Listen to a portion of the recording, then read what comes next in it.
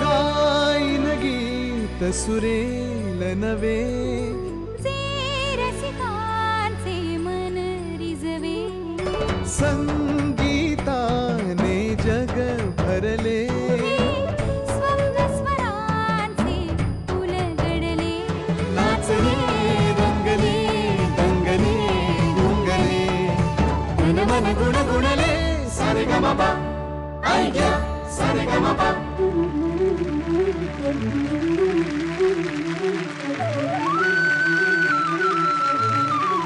नमस्कार, welcome to Idea Sa Re Ga Ma Pa little. अवघा महाराष्ट्र शोधतोय उद्याचा महाराष्ट्राचा आवाज. अवघा महाराष्ट्र शोधतोय चॅम्पियन ऑफ चॅम्पियन्स. अवघा महाराष्ट्र शोधतोय महाराष्ट्राचा लिटल चॅम्प. आज ही स्पर्धा उपांत्यपूर्व फेरीच्या अगदी उंबरठ्यावर येऊन पोहोचलेली आहे. आजचा मंगळवारचा दिवस आपल्याबरोबर सिनियर चॅम्प्स आहेत. आता ह्या सिनियर चॅम्प्समध्ये आज पुढे कोण कूच करणार आहे आपण बघणार आहोत, पण त्याआधी बघूया मागच्या मंगळवारी काय घडलं होतं. आयडिया सारेगामापाचा मागचा मंगळवार होता रोमहर्षक मंगळवार, कारण आपल्या समोर होते आपली गुणवत्ता सिद्ध करायला निवड झालेले सिनियर चॅम्प्स. मान्यवर परीक्षक होते विख्यात संतूर वादक पंडित उल्हास बापट. मिळालेल्या संधीचा पुरेपूर वापर करत प्रत्येकानंच जबरदस्त परफॉर्मन्सेस दिले.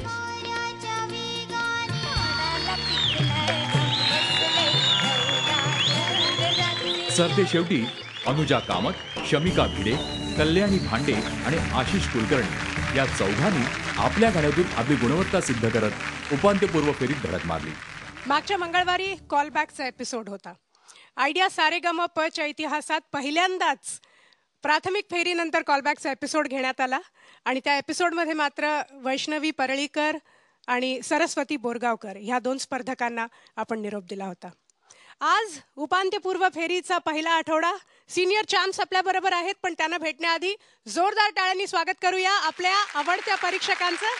ए for Avadhoot Gupte, B for Vaishali Samant आणि कालपासून आपल्या बरोबर आहेत आपल्या मान्यवर परीक्षक पद्मश्री पद्मजा फेणाणी जोगळेकर. आणि आता भेटूया आपल्या आजच्या 6 सिनियर चॅम्प्सना. नमस्कार, मी शाल्मली सुखटणकर, मुंबईहून आले. हाय, मी ऋतुजा फाटक, मी पुण्याहून आली. नमस्कार, मी राधिका नांदे, मी मुंबईहून आली आहे. हाय, मी मोहित कारले, मी पुण्याहून आलो. नमस्कार, मी शमिका भिडे, रत्नागिरीहून आले. हाय, मी कौस्तुभ मुळे, मुंबईचा आहे. We are proud to be little champs. Padmaja, कालपासून तुम्ही आमच्या बरोबर आहात. काल ज्युनियर चॅम्प्सची तुम्ही प्रत्यक्ष गाणी ऐकलीत. आज सिनियर चॅम्प्स आहेत, तर स्पर्धा सुरू होण्यापूर्वी त्यांना काही टिप्स द्यायच्या आहेत का? सगळे एकाहून एक तयार सगळी मुलं आहेत आणि म्हणजे मागचे एपिसोड्सही मी पाहिले आहेत. सगळ्यांनी अगदी जोरदार गावं अशी मी अपेक्षा करते आणि आम्ही तुमचं गाणं अगदी प्रेमाने कौतुकाने ऐकणार आहोत. त्यामुळे कुठलंही दडपण न ठेवता अगदी छान मनापासून गा. खूप खूप शुभेच्छा. त्याआधी पल्लवी, मी गोष्ट सांगू का? तू आज खूप छान दिसतेस. थँक्यू. मला तुझ्यावरती 4 ओळी सुचल्यात, त्या मला सांगाव्याशा वाटतात तुला. प्लीज ऐकव. सप्तसूर पेरायला झी मराठीच्या अंगणी, सप्तसूर पेरायला झी मराठीच्या अंगणी, चांदणे लेऊन आली लिटल चॅम्पची चांदणी. थँक्यू. तर मंगळवारचा दिवस, उपांत्यपूर्व फेरीला आता आपण सुरुवात करूया. स्पर्धक तयार आहेत? परीक्षक तयार असतील तर स्पर्धकांना बोलूया. पहिली स्पर्धक इकडे येते. जोरदार टाळ्यांनी स्वागत करूया राधिका नांदे.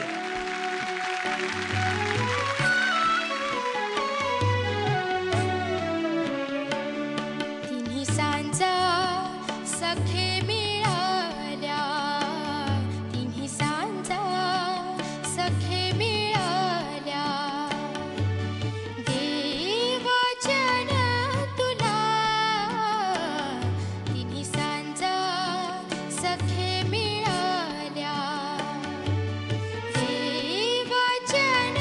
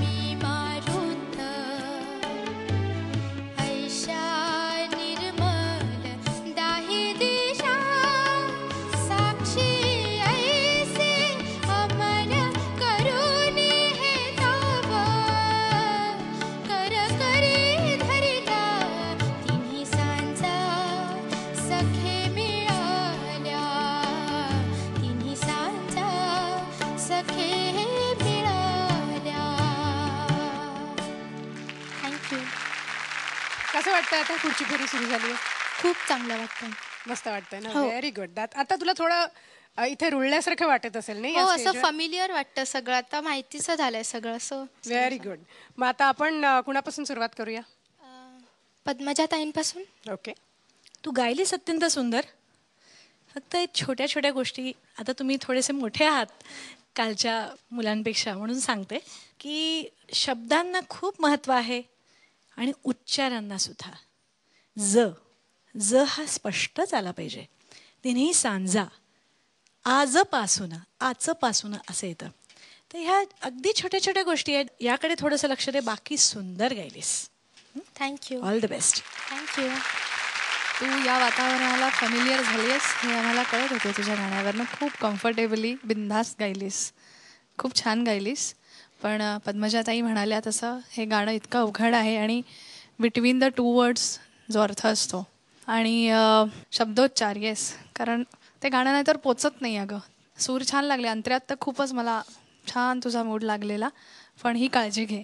मला असं वाटतं अप्रोच, जसं आपण एक गाणं गाताना आपण ज्याला सूर लावतो आणि आपला एक मनात विचार करतो की आता मी काय गाणार आहे, त्या अप्रोचला फार महत्त्व आहे. ह्या गाण्याचा जो अर्थ आहे किंवा या गाण्याच्या चालीमधला जो एक फिलॉसॉफिकल गाभा आहे त्याच्या पाठीमागे, तो अप्रोच न लक्षात घेता तू सूर लावलास असं मला वाटतं. आजपासून जीवे अधिक तू माझ्या हृदयाला, ही भावना काही दिवसांनी कळेल.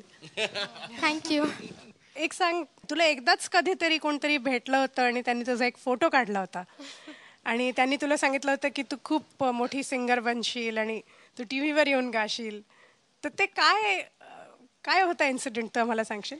ॲक्च्युली आम्ही सिमला कुलू मनालीला ट्रिपसाठी गेलेलो आणि तिथे आमचा छान मोठा ग्रुप फॉर्म झालेला आणि त्या ग्रुपमध्ये आम्हाला एक आजोबा भेटलेले. त्यांना माझं गाणं फार आवडायचं आणि दररोज मी त्यांना गाणं म्हणून दाखवायचे. आणि जेव्हा ट्रिपच्या एंड म्हणजे लास्ट डेला त्यांनी माझ्याबरोबर फोटो काढून घेतला आणि ते म्हणाले की एक दिवशी मी तुला नक्कीच टी व्हीवर बघीन आणि लोकांना सांगीन की तू माझ्याबरोबर ट्रिपवर होतीस म्हणून. तुला माहिती आहे की हा कार्यक्रम मला वाटतं बहुतेक प्रत्येक मराठी माणूस बघतो. हो. तर आता ते आजोबाही बघत असतील तुझा कार्यक्रम. हो. ते जर तुला बघत असतील तर ते तुझा निरोप ऐकून नक्की झीला कॉन्टॅक्ट करतील. थँक्यू.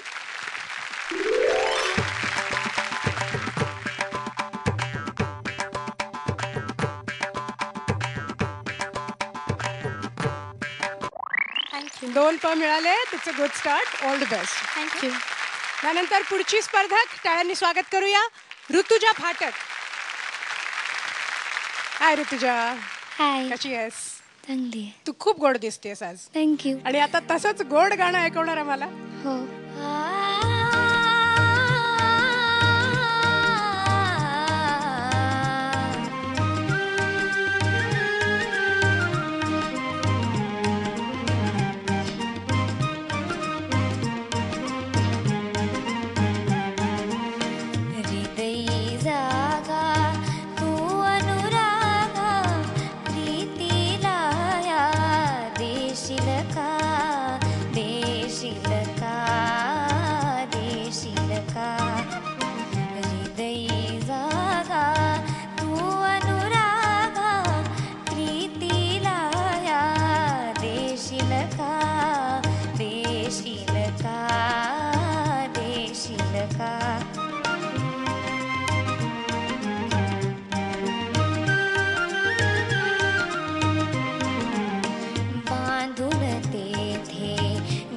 कुलची म्हणे स्वर्गाचे ते रूप ठेंगणे, बांधून तेथे घरकुलची म्हणे स्वर्गाचे ते रूप ठेंगणे, शृंगाराचे कोरीवलेणे रहावयाला देशील का, देशील का,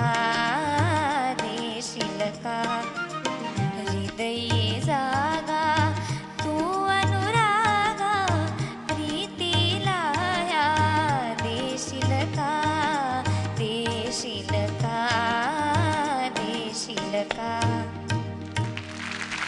व्हेरी नाईस. थँक्यू. मी म्हटलं होतं जसं गोड व्हायला पाहिजे तसंच गोड गाणं झालं. थँक्यू. आता आपण कुणापासून सुरुवात करूया सांग? अवधूत दादा. अवधूत दादा. सूर ताल ह्या गोष्टी म्हणजे सूर काही ठिकाणी घसरले वगैरे हे बाबी जर का बाजूला सोडल्या थोड्याशा, तरी ओव्हरऑल गाणं थोडंसं नेझल झालं गाणं. असं असतं की ह्या वेळेला ज्यावेळेला आवाज फुटायला लागतो, त्यावेळेला गळा घडत असतो, त्यावेळेला सूर लावण्याच्या नादामध्ये आपण अनेक शॉर्टकट्स मारण्याचा प्रयत्न करत असतो, ज्याच्यामधनं नेझलकडे झुकण्याचा शक्यता असते. पण असं होऊ द्यायचं नाही. आपला आवाज आता घडतोय म्हटल्यानंतर तो छान घडला पाहिजे. मुरक्या हरकती वगैरे तुझ्या आवाजात खूप सुरेख येत आहेत. म्हणजे दुसरी जी हृदयी जागा, ती जागा तू खूप सुंदर घेतलीस. पण एक्सप्रेशन मात्र कमी होतं. आता मुंबईत जागा राहायला इतकी कमी आहे, हे एक्सप्रेशन तर तू समजू शकतेस. त्यामुळे रहावयाला देशील का, देशील का, देशील का, असं राहावयाला देशील का, हे एवढं नुसती विनंती किंवा आर्जव.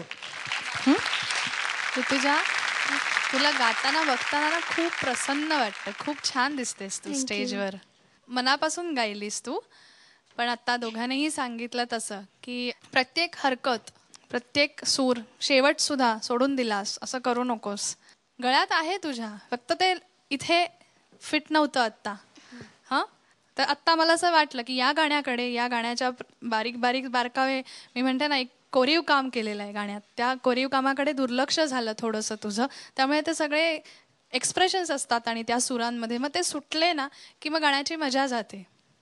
तर तेवढं लक्षात ठेव. हां, ऑल द बेस्ट. अच्छा, मला सांग, तुझा जेव्हा एपिसोड टेलिकास्ट झाला तेव्हा खूप फोन आले ना घरात? किती फोन आले होते? आमचं घर जवळ टेलिफोन एक्सचेंज झालं होतं. कायम चालू आणि आहे. बोलून बोलून हसून हसून काल दुखायला आई बाबांचे आणि माझे. आता कळलं ना माझं काय होतं.